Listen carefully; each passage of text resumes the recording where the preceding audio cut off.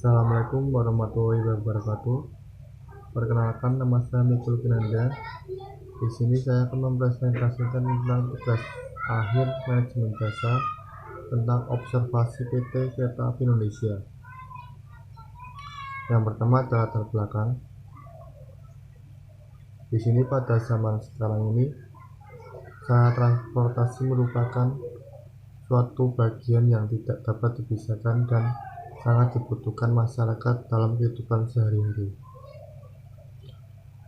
PT Kereta Api Persero merupakan milik BUMN, yaitu badan usaha milik negara, yang mengelola sarana transportasi kereta api di seluruh Indonesia.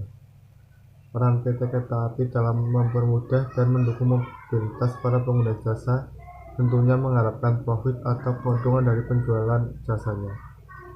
Namun untuk mencapai tujuan tersebut tidaklah mudah. Persaingan dalam bisnis transportasi saat ini semakin tinggi, seiring dengan semakin banyaknya perusahaan yang menawarkan jasa angkutan transportasi kepada masyarakat. Untuk mencapai tujuan tersebut, maka harus diperlukan kepuasan pelanggan. Karena kepuasan pelanggan merupakan kunci keberhasilan perusahaan, yaitu tentunya dengan konsumen puas, maka konsumen akan loyal terhadap perusahaan. Kepuasan pelanggan itu tersendiri yaitu tingkatan di mana anggapan kinerja produk akan sesuai dengan harapan seorang pelanggan. Bila kinerja produk jauh lebih rendah dibandingkan harapan pelanggan, pembelinya tidak puas. Maka sebaliknya. Kemudian di sini ada definisi manajemen jasa. Menurut N. Nasution, manajemen jasa adalah pendekatan keseluruhan dari perusahaan dalam mewujudkan tercapainya kualitas pelayanan atau jasa sebagai yang diinginkan oleh konsumen dan merupakan faktor pendorong utama dalam operasi bisnis. Selanjutnya, prinsip-prinsip jasa. Di sini konsumen di setiap tahapan kegiatan konsumen, maka perusahaan dapat melakukan upaya untuk mengelola jasa dengan lebih baik. Tentunya dengan menerapkan prinsip-prinsip jasa yang penting untuk dilakukan. Karl Albrecht berpendapat bahwa terdapat 3 prinsip jasa yang perlu dilakukan perusahaan sehubung dengan manajemen jasa. Ketiga prinsip tersebut dinamakan dengan segitiga jasa dari Albrecht yang terdiri dari yang pertama, strategi pelayanan. Yang kedua, penempatan orang-orang yang berorientasi pelanggan untuk berhadapan dengan pelanggan. Yang ketiga, penerapan sistem pelayanan yang bersahabat. Kemudian, karakteristik jasa dan kualitas layanan. Jasa memiliki 4 karakteristik unik yang membedakannya dari barang dan berdampak pada strategi mengelola pemasarannya. Keempat karakteristik utama tersebut dinamakan paradigma IHIG, yaitu intangibility, heterogeneity, inseparability, dan traceability. Kemudian ada kualitas layanan. Setiap konsumen yang ingin membeli suatu produk atau jasa pasti ingin yang berkualitas atau bermutu baik. Oleh karena itu, kualitas atau mutu suatu produk atau jasa merupakan prioritas utama bagi keberhasilan sebuah perusahaan. Kualitas atau mutu merupakan salah satu jaminan atas kesetiaan pelanggan, pertahanan berkuat untuk menghadapi persaingan asing, dan satu-satunya jalan menuju pertumbuhan bisnis. Kualitas produk atau jasa adalah kemampuan produk atau jasa untuk melakukan fungsinya, termasuk keawetan, kemudahan, dan ketepatan yang dipergunakan dan diperbaiki, serta atribut yang bernilai lainnya. Kemudian STP dan jasa. STP yaitu singkatan dari segmenting, targeting, dan positioning. Ini adalah 3 rangkaian proses yang harus dilalui pada penetapan strategi bisnis. Definisi serta uraian STP sendiri terlalu kompleks jika dijabarkan selengkapnya, sedangkan pada penerapannya implementasi dari strategi pemasaran ini sebenarnya cukup sederhana. Hal ini menyangkut perencanaan, tindakan, dan pengaplikasian pemasaran dari produk yang akan Anda pasarkan dengan terlebih dahulu menganalisis keadaan umum perusahaan baik internal maupun eksternal. Selanjutnya, di sini ada marketing mix dalam manajemen jasa. Marketing mix dalam manajemen jasa yaitu yang pertama ada products. Products merupakan jenis produk dan jasa yang diinginkan, mengetahui tentang produk lebih detail, merencanakan pengembangan pada produk dan jasa. Kemudian yang kedua ada price. Price merupakan strategi harga, sangatlah berpengaruh pada target pasar. Selain itu, harga juga harus disesuaikan dengan pelayanan jasa yang disediakan dan seberapa bermanfaat bagi konsumen. Yang ketiga ada place, yaitu tempat. Di sini mengartikan pendistribusian, memilih dan mengelola pendistribusian barang atau jasa sesuai dengan target pasar. Yang keempat ada promotion, yaitu segala bentuk komunikasi yang digunakan untuk menginformasikan, membujuk, atau mengingatkan orang-orang tentang produk atau jasa yang dihasilkan organisasi, individu, ataupun rumah tangga. Terus kemudian ada people, yaitu sumber daya manusia dalam mendukung produk yang kamu jual pada bisnis jasa. Pelayanan adalah nomor satu, sebabnya karyawan di sini memiliki peran yang berbeda dan harus disesuaikan dengan jenis jasa. Kemudian di sini ada proses, yaitu apa saja pelayanan yang Anda siapkan, seberapa lengkap dan baik pelayanan yang Anda berikan, atau sudah sesuai layanan Anda dengan keinginan customer. Kemudian ada physical evidence, yaitu bukti fisik itu sendiri, yaitu strategi melalui bukti nyata seperti tempat yang nyaman atau atribut karyawan dan lainnya. Kemudian ada strategi jasa. Strategi jasa yaitu moment of truth dan service cycle. Moment of truth adalah peristiwa selama periode waktu tertentu yang mana pelanggan berinteraksi secara langsung dengan setiap aspek yang ada dalam sebuah perusahaan. Maka moment of truth membentuk service cycle yang menggambarkan peristiwa-peristiwa yang dilalui oleh pelanggan sewaktu membeli dan menikmati produk atau jasa yang disediakan perusahaan. Kemudian selanjutnya metode penelitian. Pengertian dari metode penelitian adalah sebagai berikut, yaitu metode penelitian dapat diartikan sebagai cara ilmiah untuk mendapatkan data yang valid dengan tujuan dapat ditemukan, dikembangkan, dan dibuktikan suatu pengetahuan tertentu sehingga pada gilirannya dapat digunakan untuk memahami, memecahkan, dan mengantisipasi masalah. Kemudian di sini ada metode observasi. Metode observasi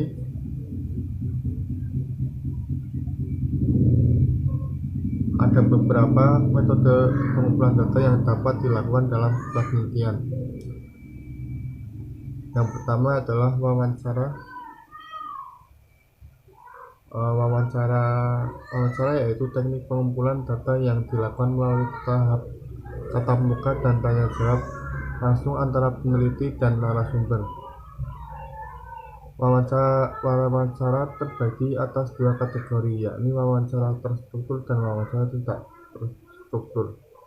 Wawancara terstruktur itu sendiri yaitu peneliti telah mengetahui dengan pasti informasi apa yang hendak digali dari narasumber.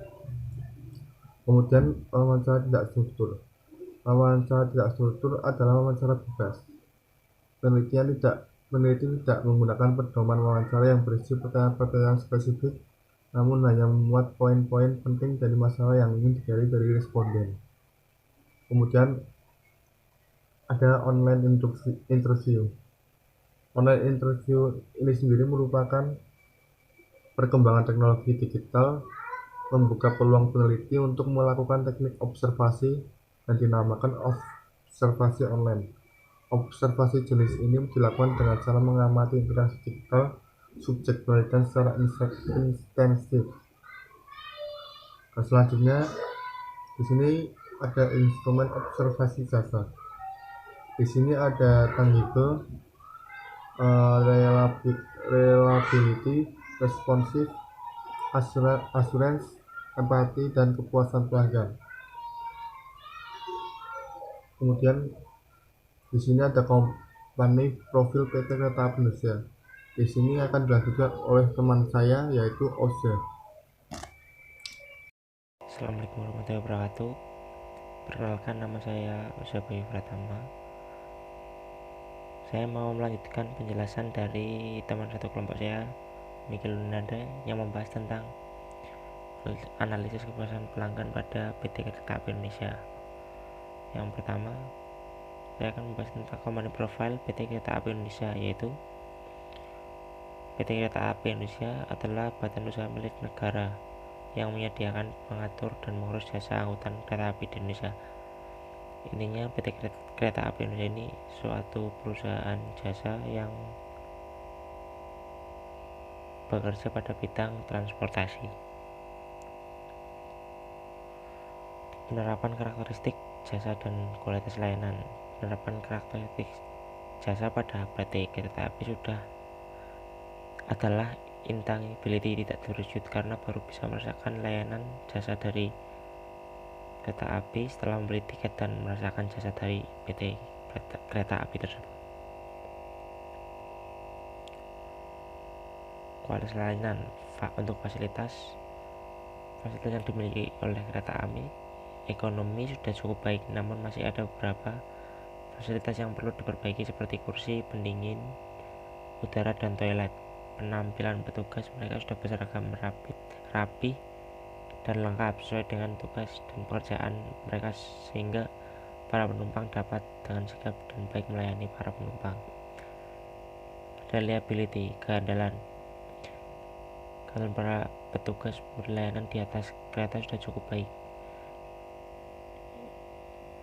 Mereka sudah bekerja dengan tanggung jawab dan job tugas mereka masing-masing, jadi ini udah teratur gitu. Untuk responsif, kesan pemberi layanan, petugas sudah memberi daya tanggap yang baik dilihat dari tindakan yang dilakukan oleh para petugas, sehingga pelanggan itu sudah merasakan kenyamanan dari kualitas layanan kereta api tersebut. Untuk asuransi atau jaminan kepercayaan dalam perjalanan, jaminan dapat diberikan oleh petugas yang memberikan pelayanan di atas kereta berupa pelayanan yang dilakukan oleh petugas sesuai dengan SOP yang ada dan memberikan pelayanan sebaik-baiknya kepada penumpang. Untuk empati, perhatian petugas, rasa empati ditujukan untuk petugas pelayanan di atas kereta pada penumpang sudah cukup baik dilihat dari perhatian yang diberikan petugas, sehingga dapat disimpulkan kalau empati dari pekerja-pekerja pada PTK ini sudah cukup ramah dengan para pelanggannya atau pengguna dari jasa PT Kereta Api tersebut. Untuk analisis deskriptif kuantitatif menggunakan metode kuesioner yang dibagikan kepada 50 responden, dan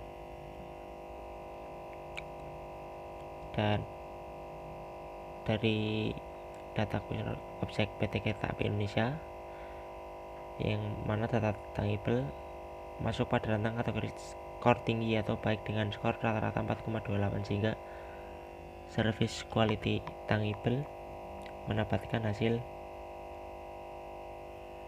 penilaian baik dari responden. Dari data kuesioner objek PT KAP Indonesia, yang mana data reliability masuk pada kategori skor tinggi, sehingga skor reliability mendapatkan hasil penilaian baik dari responden. Untuk yang responsif masuk pada rentang kategori skor tinggi atau baik dengan skor rata-rata 5,25. Untuk asuransi sama, masuk dalam kategori skor tinggi.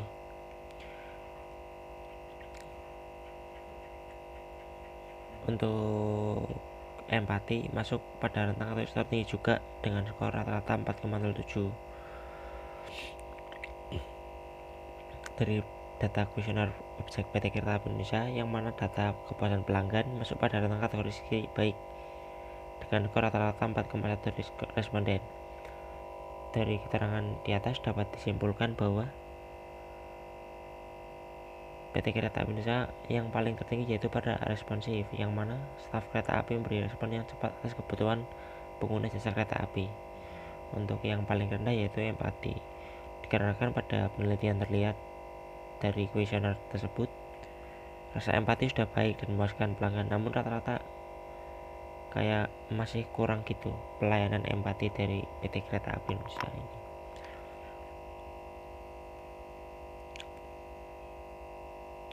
Yang selanjutnya ada penerapan STP pada UMKM. Untuk segmenting, targeting, dan positioning pada PT KAI ini sasarannya adalah untuk kaula muda, lanjut usia, dan anak-anak itu masih bisa menggunakan, ditargetkan untuk menggunakan jasa kereta api ini untuk memudahkan dalam bertransportasi. Contohnya bisa terhindari dari macet dan lebih cepat juga. Untuk marketing mix dari PT KAI yaitu produk basic comfort kereta, pemenuhan standar kenyamanan bagi penumpang. Ini sangat berpengaruh bagi para pengguna jasa PT KAI, karena seperti pelanggan atau konsumen atau pengguna jasa butuh kenyamanan dari fasilitas yang ada di PT KAI ini. Contohnya seperti AC, hiburan, kayak ada stop kontak buat ngecas HP bisa, itu harus dipenuhi oleh PT KAI. Untuk place, untuk distribusi yang digunakan PT Kereta Api adalah saluran distribusi langsung atau direct marketing, yaitu dengan cara kayak mempermudahkan pengguna PT KAI dengan membuat tiketing online kayak Traveloka, tiket.com gitu-gitu. Intinya mempermudah pengguna jasa dengan bisa memesan tiket dengan online. Untuk harga, untuk yang C ya, price,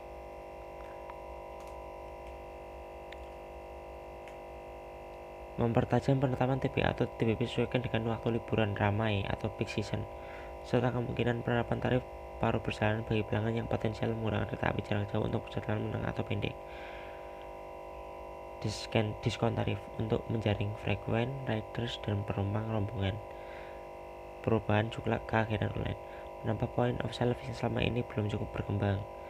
Sistem extra charge bagi agen yang kurang menarik dan perlu dievaluasi dengan sistem provinsi, dengan harapan agen dapat berkembang dan mendukung penjualan tiket kereta api. Untuk promosi dari PT KAI ini, penyebaran leaflet promosi melalui media cetak itu memberikan informasi secara lebih luas mengenai jadwal perjalanan kereta api maupun tarif pada masyarakat, dan menginformasikan tersebut melalui website PT KAI.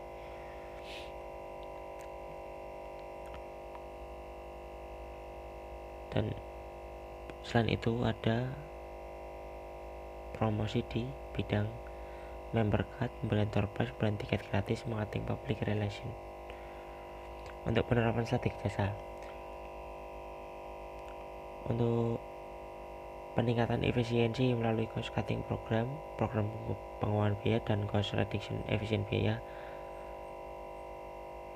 Cost cutting program harus dilihat dalam sebuah pemikiran yang tepat, yaitu efisiensi yang tidak mengorbankan produktivitas serta efektivitas sebuah program. tata asas pencatatan pendapatan perusahaan untuk menghilangkan kebocoran penerimaan dan melakukan upaya-upaya untuk menghilangkan penumpang tanpa tiket. Penetrasi pasar melalui pemberdayaan angkutan gerbong non penumpang, barang, kargo, batubara, semen, dan lain-lain dalam rangka memperkuat struktur usaha. Kajian terhadap rute-rute yang tidak dapat berkompetisi dengan model transportasi lain, khususnya jarak jauh, dan membuka rute-rute yang potensial. Untuk kesimpulan dari analisis ini bahwa dari 5 variabel bebas yang disebarkan di dalam kuesioner yang diberikan kepada 50 responden menghasilkan bahwa hasil dari penelitian ini berpengaruh positif dan signifikan terhadap kepuasan konsumen. Jadi rata-rata konsumen itu puas dengan pelayanan dari PT KAI tersebut. Selanjutnya adalah ada saran.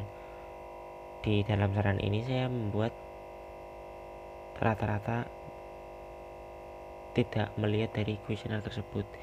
Ini dilihat dari sudut pandang saya dan Mas Miki, yaitu masih banyaknya pelanggan yang duduk di lantai lingkungan stasiun. Contohnya kayak semisal mau berangkat kemana di stasiun besar itu, kalau misal lagi nunggu kereta itu kadang-kadang masih ada yang berdiri, tidak duduk semua, jadinya masih belum rapi gitu. Yang kedua itu ada jumlah toilet dengan jumlah pelanggan yang setiap hari menggunakan jasa tersebut. Banyak pelanggan yang merasa tidak nyaman ketika mau menggunakan fasilitas toilet, karena di stasiun rata-rata jumlah itu 6 toilet untuk pria normal dan 2 untuk pria cacat, dan 6 toilet untuk wanita normal dan 2 untuk pejalan cacat. Itu sebaiknya dibuatnya begitu sehingga penumpang lebih nyaman menggunakan fasilitas toilet di stasiun. Yang ketiga, kondisi tempat ibadah yang sebenarnya bukannya tidak layak, kurang layak untuk dijadikan tempat ibadah karena tempatnya kotor dan terlalu sempit. Dan untuk tempat wudhunya juga kurang bersih dan suci sehingga pelanggan jadi tidak nyaman untuk menggunakan fasilitas tersebut.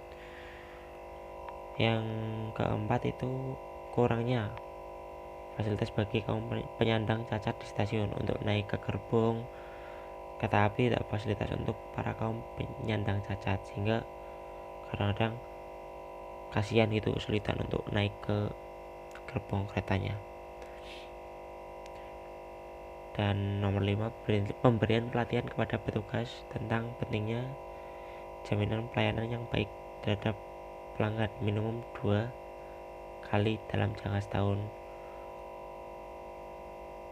untuk melatih seperti kecepatan pelayanan, sikap melayani, dan keramahan serta kesopanan petugas, seperti senyum, sapa, dan salam kepada penumpang. Dan nomor 6, tidak tempatnya peletakan banci atau tangga.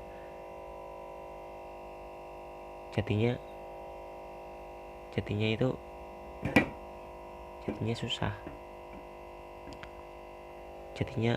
susah untuk turunnya gitu, kadang-kadang sambil lompat-lompat gitu. Harusnya kalau misal meletakkan tangga yang buat turun atau buat naik itu harus sesuai di pintunya, nggak gampang. Terima kasih, sekian presentasi dari kelompok kami. Saya Oza Bayu Pratama dan teman saya Mikil Lukinanda minta maaf apabila ada kata-kata yang salah atau tidak berkenan di hati kalian. Saya mohon maaf. Wassalamualaikum warahmatullahi wabarakatuh.